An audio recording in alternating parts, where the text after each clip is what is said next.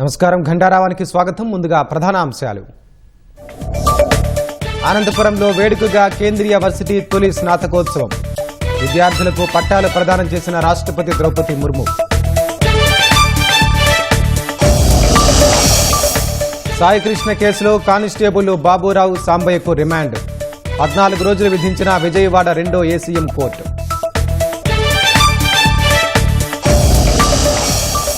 అరుణాచల్ ప్రదేశ్లో చైనా చొరబాట్లు నిజం కాదన్న కిరణ్ రిజిజు. మార్కింగ్ లేక సైన్యాలు సరిహద్దు రేఖలు దాటుతాయని వ్యాఖ్య.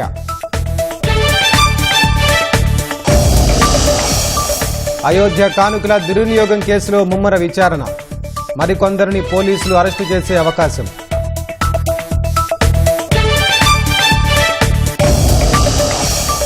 దిగొస్తున్న విమాన ఇంధన ధరలు. లీటర్ ఏటీఎఫ్ పై ₹5 తగ్గింపు.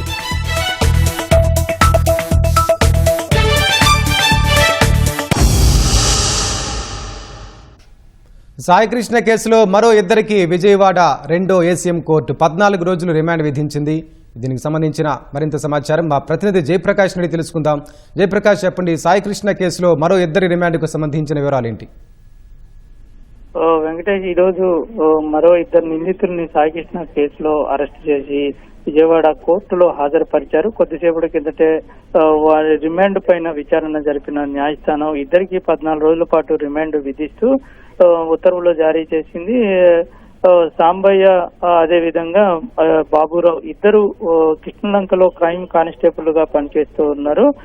వారు సిఐ నాగరాజ్ కి ఇద్దరు సపోర్ట్ చేశారని, సాయికృష్ణ అదృశ్యం అదేవిధంగా మృతి కేసులో వాళ్ళిద్దరూ ఇటు నాగరాజు చెప్పినట్లు చేసి సాయికృష్ణని మాయం చేయటంలో కీలక పాత్ర పోషించారని సిట్ అధికారులు ధృవీకరించారు.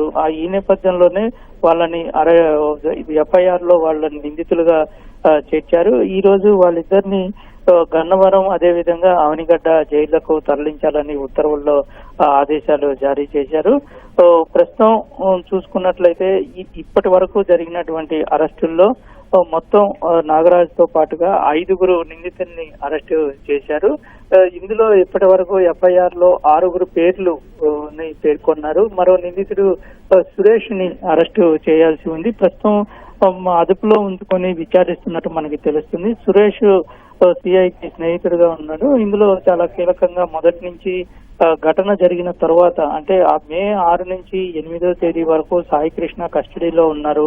అప్పుడు జరిగినటువంటి కస్టడీలో జరిగిన మృతి చెందాడని సిట్ రిమాండ్ రిపోర్ట్ లో నిన్న పేర్కొంది. ఆ రిపోర్టు ఆధారంగా ఆ ఘటన తర్వాత ఇటు సిఐ నాగరాజు స్నేహితుడు సురేష్ సలహాలు అదే విధంగా ఆయన కూడా వీళ్ళకి తోడుగా శవాన్ని మాయం చేసేందుకు సహకరించారని సిట్ ప్రాథమికంగా పేర్కొంది.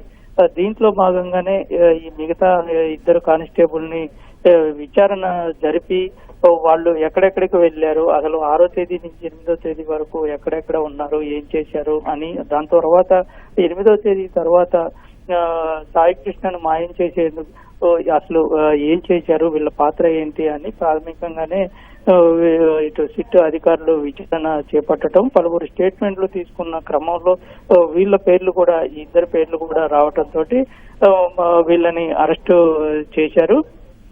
రిమాండ్ రిపోర్ట్ లో కూడా కొన్ని కీలక విషయాలు పేర్కొన్నట్టు తెలుస్తుంది.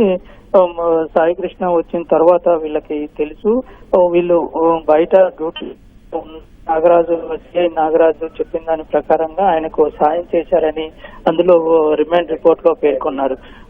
ఇదే విధంగా ఈ కేసులో ఉన్నటువంటి మరో నిందితుడిని అదుపులోకి తీసుకున్నటువంటి పోలీసులు విచారణ చేపడుతూ ఉన్నారు. మరికొద్ది సేపట్లో ఈ బాబురావు అదే విధంగా ఇంకొక నిందితుడు సాంబయ్య వీళ్ళిద్దరిని మరికొద్ది సేపట్లో సంబంధిత జైళ్లకు తరలించనున్నారు. వెంకటేష్, ధన్యవాదాలు జయప్రకాష్. గుంటూరు పల్నాడు జిల్లాల సరిహద్దులోని బోయపాలెం వద్ద జాతీయ రహదారిపై జరిగిన ఘోర రోడ్డు ప్రమాదంలో 3 సజీవ దహనమయ్యారు. 2 లారీలు బలంగా ఢీకొనడంతో మంటలు చెలరేగి 2 డ్రైవర్లు, క్లీనర్ మంటల్లో గుర్తుపట్టలేనంతగా కాలిపోయారు. దాదాపు 5 గంటల పాటు శ్రమించి మృతదేహాలను బయటకు తీశారు.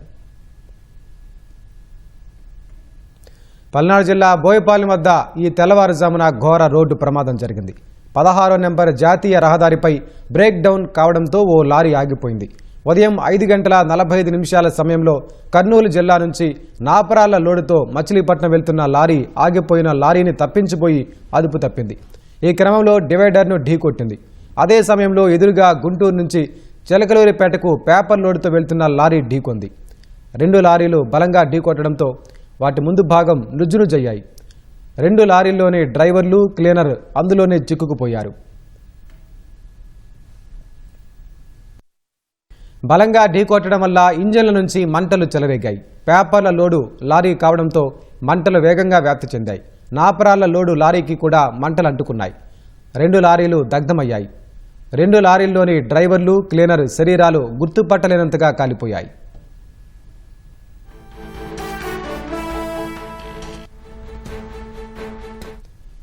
సమాచారం అందుకున్న పోలీసులు, అగ్నిమాపక సిబ్బంది ఘటనా స్థలానికి చేరుకుని మంటల్ని అదుపులోకి తెచ్చారు. దాదాపు 5 గంటలు శ్రమించి అతి కష్టం మీద మృతదేహాలను బయటకు తీశారు. నాపరాయి load lorry driver Mekal Ravikumar, cleaner Ramesh, paper లోడ్తో వెళ్తున్న లారీ డ్రైవర్ కర్ణాటకకు చెందిన ధర్మపతి మృతి చెందినట్లు పోలీసులు గుర్తించారు. మృతుల బంధువులు ఘటనా స్థలానికి చేరుకుని కన్నీరు మున్నీరయ్యారు.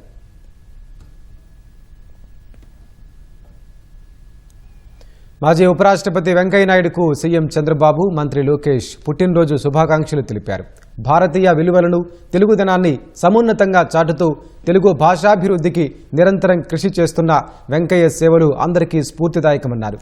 వెంకయ్యనాయుడు సంపూర్ణ ఆయురారోగ్యాలతో ఆనందంగా మరెన్నో జన్మదిన వేడుకలను జరుపుకోవాలని సీఎం ఆకాంక్షించారు. నైతిక విలువలకు నిలువెత్తు రూపం, భావితరాలకు స్ఫూర్తిమంతం వెంకయ్య నాయుడి జీవితమని లోకేష్ కొనియాడారు. చేపట్టిన పదవులకు వన్నె తెచ్చిన అచ్చమైన తెలుగుదనం నిండు నూరేళ్లు వర్ధిల్లాలని లోకేష్ ఆకాంక్షించారు.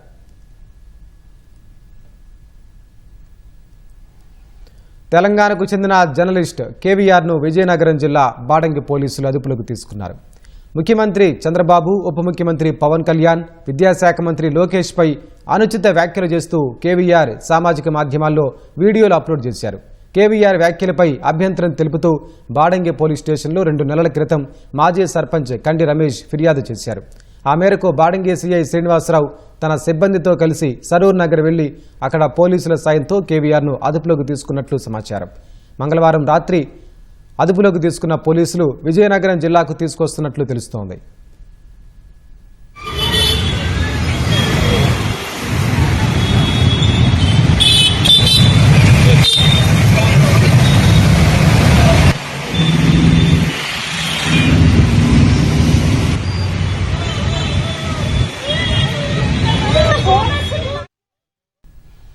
అనకాపల్లి జిల్లా పాయకరావుపేటలో ఎన్టీఆర్ భరోసా పింఛన్లు పంపిణీ కార్యక్రమంలో హోంమంత్రి అనిత పాల్గొన్నారు.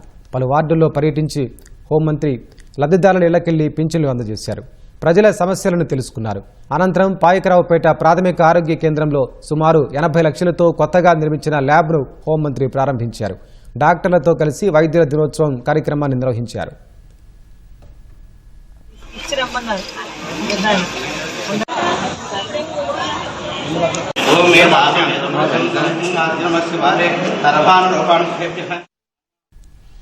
అల్లూరు జిల్లా పెదబైలు మండలం రోగులపేట జంక్షన్ వద్ద గంజాయి రవాణా చేస్తున్న 5గురిని పోలీసులు అరెస్టు చేశారు. నిందితుల వద్ద నుంచి 165 కిలోల గంజాయి స్వాధీనం చేసుకున్నారు.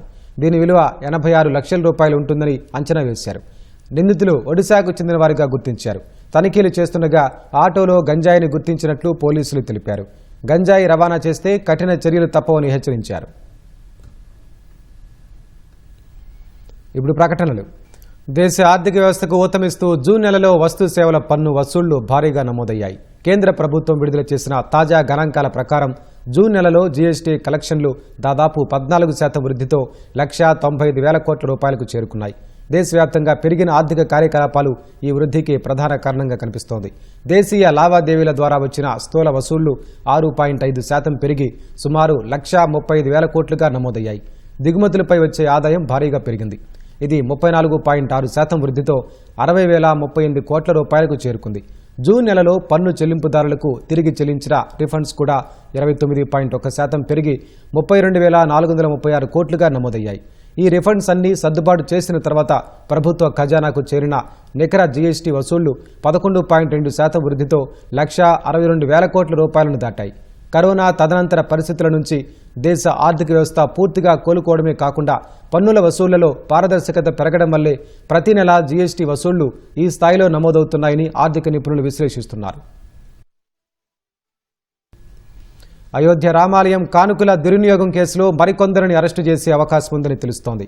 ఈ కేసులో 8 మందిని అరెస్టు చేసిన పోలీసులు విచారణను ముమ్మరం చేశారు.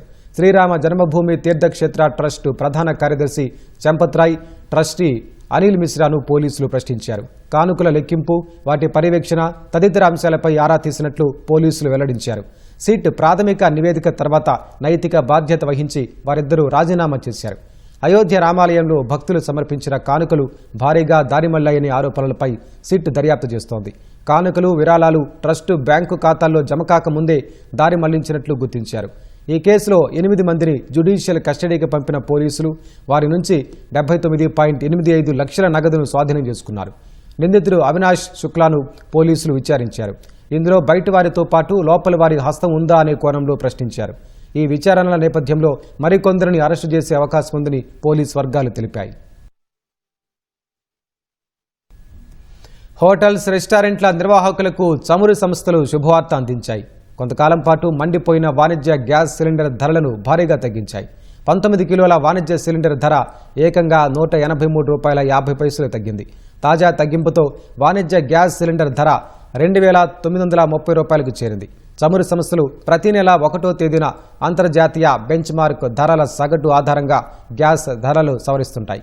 పశ్చిమాసియా సంక్షోభం కారణంగా అంతర్జాతీయంగా ఇంధన సరఫరాకు ఆటంకం ఏర్పడింది. దీంతో ముడి చమురు ధరలు భారీగా పెరిగాయి. గత నెలలో వాణిజ్య గ్యాస్ సిలిండర్ ధర ₹3,113కు పెరిగి ఆల్ టైమ్ రికార్డును నమోదు చేసింది. పశ్చిమాసియాలో పరిస్థితులు కుదుటపడి ముడి చమురు సరఫరా మెరుగుపడటంతో చమురు సంస్థలు తొలిసారి వాణిజ్య గ్యాస్ సిలిండర్ ధరను తగ్గించాయి. అమెరికా, ఇరాన్ మధ్య కాల్పుల విరమణ అమల్లోకి వచ్చిన నేపథ్యంలో ఇంధన ధరలు క్రమంగా దిగివస్తున్నాయి. దేశంలోనే అతిపెద్ద ప్రైవేట్ చమురు రిటైల్ సంస్థ నయారా ఎనర్జీ పెట్రోల్, డీజిల్ ధరలను భారీగా తగ్గించింది. లీటర్ పెట్రోల్పై ₹5, డీజిల్పై ₹3 చొప్పున తగ్గించింది. నయారా ఎనర్జీకి దేశవ్యాప్తంగా 7,000కు పైగా పెట్రోల్ బంకులున్నాయి. స్థానిక పన్నుల ఆధారంగా కొత్త ధరలు అమల్లోకి వచ్చినట్లు సంబంధిత వర్గాలు తెలిపాయి. ఇరాన్ యుద్ధం మొదలైన తర్వాత మార్చి 26న లీటర్ పెట్రోల్పై ₹5, డీజిల్పై ₹3 చొప్పున పెంచింది. గుజరాత్లోని వాడినార్లో ఏడాదికి 20 మిలియన్ టన్నుల సామర్థ్యం కలిగిన ఆయిల్ రిఫైనరీని నయారా ఎనర్జీ నిర్వహిస్తోంది.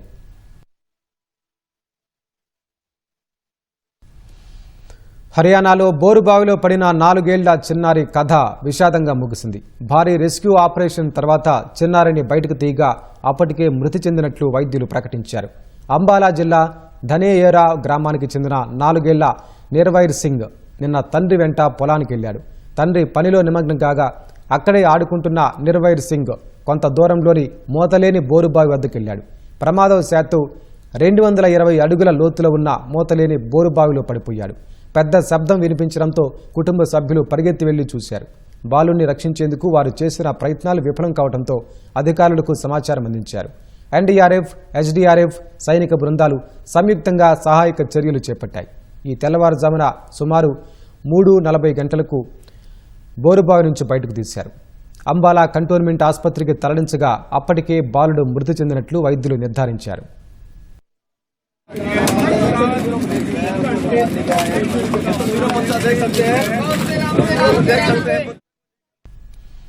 అరుణాచల్ ప్రదేశ్లో చైనాకు చెందిన పీపుల్స్ లిబరేషన్ ఆర్మీ PLA అక్రమంగా చొరబడిందన్న వార్తలను కేంద్ర మంత్రి కిరణ్ రిజిజు కొట్టిపారేశారు. భారత భూభాగంలోకి ఎలాంటి చొరబాట్లు జరగలేదని స్పష్టం చేశారు. సరిహద్దుల్లో మార్కింగ్ జరగనందున 2 దేశాల మధ్య అప్పుడప్పుడు ఇలాంటి ఉల్లంఘనలు జరుగుతుంటాయని పేర్కొన్నారు. అరుణాచల్ ప్రదేశ్లోని అప్పర్ సుబన్సిరి జిల్లాలో తమ పూర్వీకులకు చెందిన వ్యవసాయం, పశువుల మేత భూములను చైనా సైన్యం ఆక్రమించిందని ఇటీవల ఓ స్థానిక గిరిజన సంఘం ఆరోపించిన నేపథ్యంలో కేంద్ర మంత్రి కిరణ్ రిజిజు స్పందించారు. భారత్, చైనా మధ్య సరిహద్దు మార్కింగ్ స్పష్టంగా లేనందున ఇరు దేశాల సైనికులు అప్పుడప్పుడు ఆ రేఖను దాటుతుంటారని, వాటిని చొరబాట్లుగా భావించొద్దని ఆయన కోరారు. మరోవైపు చైనా అక్రమ చొరబాటు ఆరోపణలపై సైన్యం కూడా స్పందించింది. అరుణాచల్లో చైనా సైన్యం PLA చొరబడి శిబిరాలు ఏర్పాటు చేసిందన్న మీడియా కథనాల్లో నిజం లేదని, అందుకు ఎలాంటి ఆధారాలు లేవని ఆర్మీ స్పష్టం చేసింది. అమెరికాతో చర్చలపై Iran parliament speaker Mohammad Bagher Ghalibaf సంచలన వ్యాఖ్యలు చేశారు. తాము చర్చలు జరుపుతున్నది ఓ మిత్రుడితో కాదని, విశ్వసనీయత లేని శత్రువుతో అంటూ అగ్రరాజ్యంపై నిప్పులు చెరిగారు. అవసరమైతే యుద్ధానికి కూడా సిద్ధమేనని గాలిబాఫ్ తేల్చి చెప్పారు. ప్రస్తుతం ఇరు దేశాల మధ్య కుదిరిన అవగాహన ఒప్పందం అమలుపైనే దృష్టి కేంద్రీకరించినట్లు చెప్పారు. అమెరికాతో కొత్తగా ఎలాంటి చర్చలు జరపడం లేదని చెప్పారు. శత్రుత్వానికి ముగింపు పలకడం, సముద్ర మార్గాల్లో ఉద్రిక్తతలు తగ్గించడం, తమ నిధులపై ఆంక్షలు ఎత్తివేయడం కీలక హామీలను అమెరికా నెరవేర్చిన తర్వాతే తుది ఒప్పందంపై చర్చలు ఉంటాయని గాలిబాఫ్ స్పష్టం చేశారు. లెబనాన్ సార్వభౌమాధికారాన్ని ఈ ఒప్పందం కాపాడుతుందన్నారు. స్విట్జర్లాండ్ చర్చల తర్వాత లెబనాన్పై దాడులు తగ్గుముఖం పట్టాయన్నారు. హర్ముజ్ జలసంధిపై ఇరాన్, ఒమన్లకు మాత్రమే సార్వభౌమాధికారం ఉందన్నారు. ఒప్పందం ప్రకారం 60 రోజులు మాత్రమే ఎలాంటి ఛార్జీలు లేకుండా నౌకలను అనుమతిస్తామని గాలిబాఫ్ వివరణ ఇచ్చారు.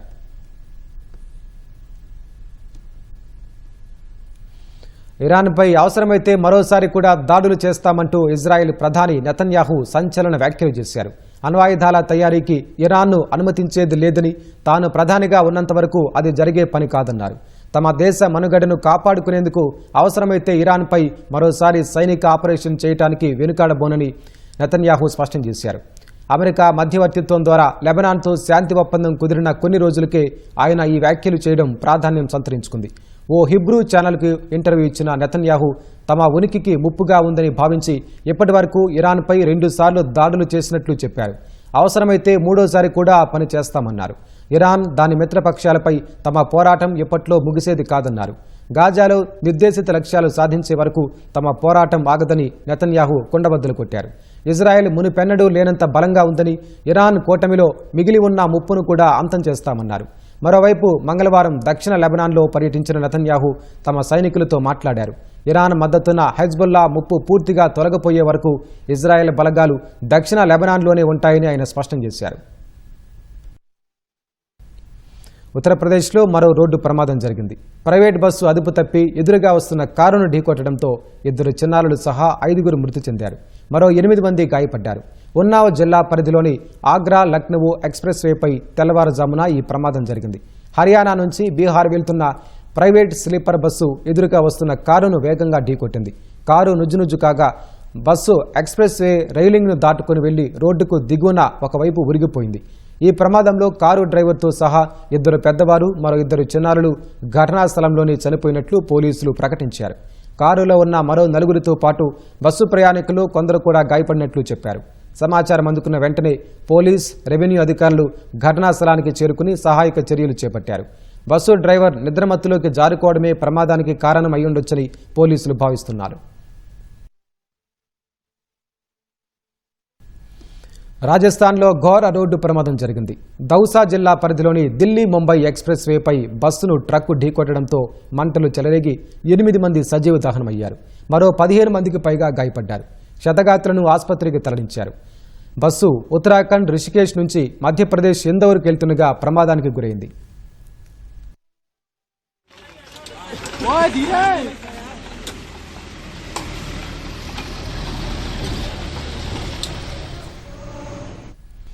ఒకరు రైతు, ఇంకొకరు భర్తను పోగొట్టుకున్న మహిళ, మరొకరు ఏ దిక్కు లేని వృద్ధుడు, తోడుంటే తప్ప ఏ పని చేసుకోలేని దివ్యాంగులు వేరొకరు.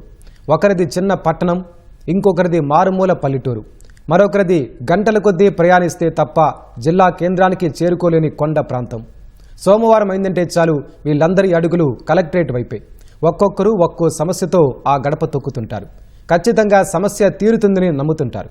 ఒకసారి కాకపోయినా ఇంకోసారి పరిష్కారం దొరకదా అని మళ్లీ వస్తుంటారు. కానీ వాళ్ళ ఆశ నిరాశ అవుతోంది. ఏళ్లు గడుస్తున్నాయి, కాళ్ళు అరుగుతున్నాయి, కానీ కష్టం మాత్రం తీరడం లేదన్నది అత్యధికుల అనుభవం. మరేంటి దీనికి పరిష్కారం?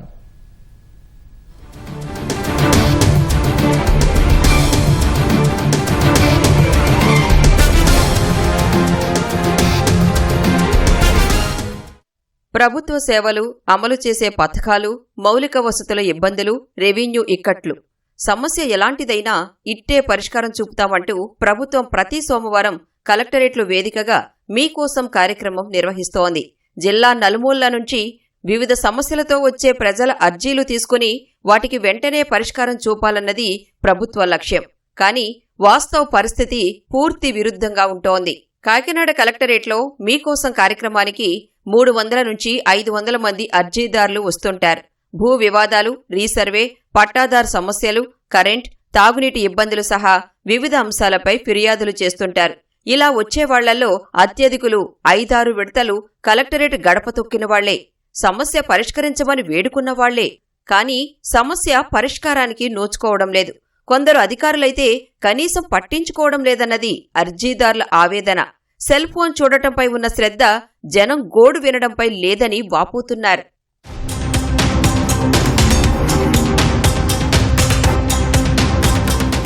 ప్రభుత్వం మారి 2 సంవత్సరాలు పూర్తవుతున్నా సరే వైకాపా నాయకులు ఏ విధంగా చెప్తే ఆ విధంగానే నడుస్తున్నారండి. మేము పొజిషన్లో ఉన్నా కానీ మా పొజిషన్ని వాళ్ళకి ఆక్రమణ చేయడానికి అధికారులు సహకరిస్తున్నారు. మా పొజిషన్లను గొట్లని తరిమేసి మా పొజిషన్ ఆన్లైన్ తగ్గించేస్తున్నారండి. ఈ ఆన్లైన్ సరిచేయాలని 5 సంవత్సరాలుగా 70 సార్లు పైగా అర్జీలు ఇచ్చానండి. 5 సంవత్సరాలు పెట్టి తిరిగినా కానీ ఏ అధికారి స్పందించట్లేదు. మా రచ్చవారిపేటలో వాటర్ ట్యాంక్ ఉందండి. వాటర్ ట్యాంక్ ఉన్నా సరే మాకు నీళ్ళు లేవు. గ్రామ పంచాయతీకి వెళ్ళి చెప్పామండి. మేము చెప్తే 2-3 సార్లు వెళ్ళామండి గ్రామ పంచాయతీకి. అలాగైనా సరే వచ్చి చూసి వెళ్ళిపోతున్నారు కానీ ఏం పరిష్కారం చేస్తలేదండి. మాకు ఈ వాటర్ నీరు లేక కూలి పనికి కూడా మానేసామండి. కూలి పనికి వెళ్తే వాటర్ ఉంటలేదండి, వాటర్ పట్టుకుంటే కూలి పని లేదు. జయలక్ష్మి కోఆపరేటివ్ సొసైటీ మీద ఈ జరుగుతున్న అవినీతి మీద అట్లాగే పూర్తిగా దీని మీద ఎంక్వైరీ చేసి నిజాలతో న్యాయం చేయాలని చెప్పాం. ఈ ఫిర్యాదుల్ని కావాలని డివిజనల్ కోఆపరేటివ్ ఆఫీసర్కి ఇవి డైవర్ట్ చేయడం జరుగుతోంది. ఏలూరు జిల్లాలోనూ దాదాపుగా ఇలాంటి పరిస్థితే ఉంది. వినతులతో మీకోసం కార్యక్రమానికి వచ్చే ప్రజలు సమస్యలు పరిష్కారం కావడం లేదని ఆవేదన చెందుతున్నారు. కొండంత నమ్మకంతో అధికారులను కలిసి అర్జీలు సమర్పిస్తున్నా ప్రయోజనం ఉండటం లేదని అంటున్నారు. పొలాలు, స్థలాలు, ఆక్రమణలు, పింఛన్లు ఇలా ఎన్నో ఇబ్బందులతో ఏళ్లకు ఏళ్లు తిరుగుతూనే ఉన్నామని గోడు వెళ్లబోసుకుంటున్నారు.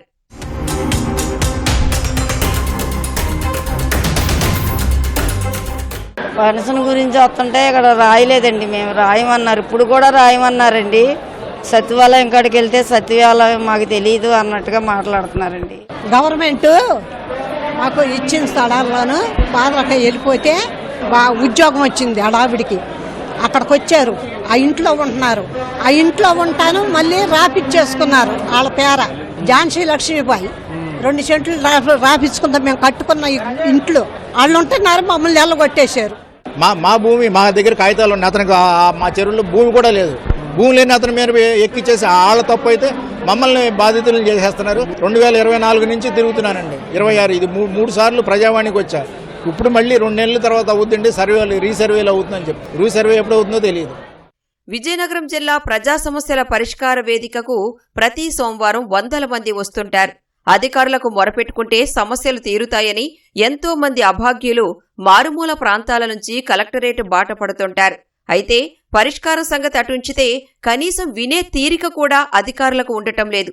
సెల్ ఫోన్లలో వీడియోలు చూడటమే ప్రధానం అన్నట్లు ఉంది వారి ప్రవర్తన. ఆధార్లో అడ్రస్ మార్పు కింది స్థాయి కార్యాలయాల్లో సాధ్యం కాక కలెక్టరేటుకు వచ్చినా ఫలితం మాత్రం లేదని జనం చెబుతున్నారు.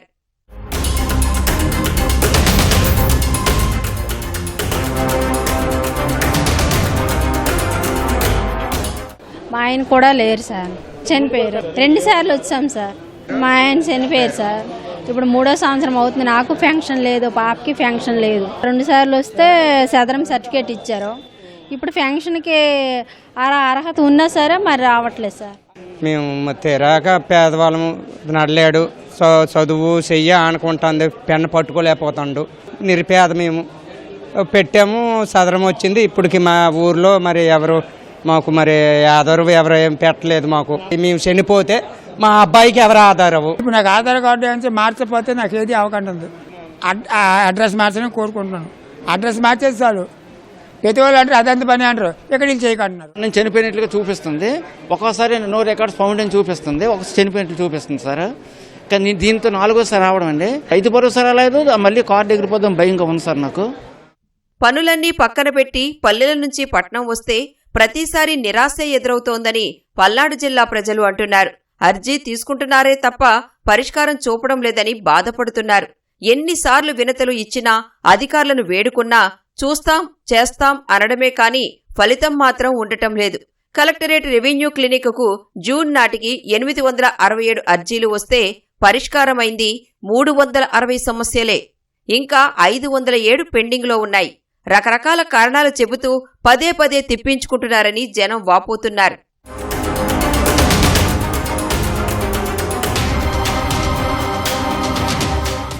మాది కాలువ సమస్య అండి. 70 సంవత్సరాల నుంచి కాలువ దక్షిణ వైపు పారుతుంది. ఇప్పుడు ఉత్తర వైపు పెట్టాలి నీళ్లు అంటున్నారు. కాలువ బూడ్స్ వేశారు. మాది అప్పల్లి వెమ్మారెడ్డి, అప్పల్లి నాగిరెడ్డి. అయితే నీళ్లు బూడ్స్ వేశారని చెప్పి మేము పోలీస్ స్టేషన్లో ఇచ్చాము. పంచాయతీ పిఎస్ గారికి ఇచ్చాము. అక్కడ వారం రోజుల తర్వాత అన్నారు అది లేదు. ఇక్కడ వారం రోజుల తర్వాత అన్నారు అది లేదు. ఇప్పుడు మేము కార్తీక కార్యాలయ ఆఫీస్కి వచ్చాము. సమస్యలు తీర్చమంటూ 100 కిలోమీటర్ల దూరం నుంచి కూడా ప్రజలు కర్నూలు జిల్లా కలెక్టరేట్కు వస్తున్నారు. ప్రతి సోమవారం 3,000 నుంచి 4,000 మంది సమస్యలతో అధికారులను కలిసే ప్రయత్నం చేస్తున్నారు. అయితే ఒక్కో డిఆర్ఓ మాత్రమే అర్జీలు తీసుకోవడం పెద్ద సమస్యగా మారింది. మిగిలిన వాళ్లంతా కుర్చీలో కూర్చుని కాలక్షేపం చేయడానికే సరిపోతోంది. మరికొందరు మొబైల్ ఫోన్లో మునిగిపోతున్నారు. ఉదయం నుంచి పడిగాపులు పడి మరీ అధికారులకు వినతులు అందించినా ఎప్పుడు పరిష్కారం దొరుకుతుందో తెలియని పరిస్థితి. ఇలాగైతే వారానికోసారి మీకోసం నిర్వహించి ఉపయోగమేంటని ప్రజలు నిలదీస్తున్నారు.